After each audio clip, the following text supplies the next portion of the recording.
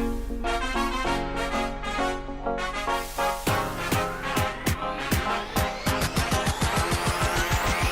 everyone, thank you for joining us. Welcome to the Rolling Stone and Sonesta Musicians on Musicians Pride Edition. I'm so excited. I think we're gonna have such a lovely night. I wanna say thank you to the Sonesta Travel Pass members for joining us here tonight. Yes, love that energy, and we're gonna keep that energy up all the way through because this is a conversation between two legends, Jake Wesley Rogers and Big Freedia. I think my first sort of like aha moments were with Prince, with Bowie.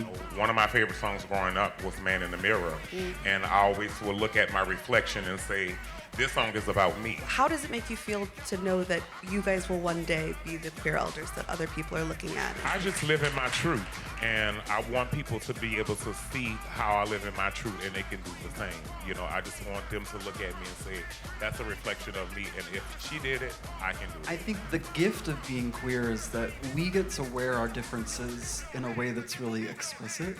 But the truth, or what I really believe the truth is that everyone has that internal struggle of how do I be more myself. It's like a superpower that we get to wear it.